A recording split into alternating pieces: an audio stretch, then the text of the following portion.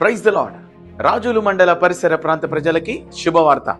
ఈ జనవరి 6వ తారీఖు సాయంకాలము చింతలపల్లి మెయిన్ రోడ్ ఏవి ఫంక్షన్ హాల్ నందు గ్రేస్ కల్వరి మినిస్ట్రీ పరిచర్య వారి ప్రత్యేక తైలాభిషేక ఉజ్జీవ సభ జరగబోతుంది.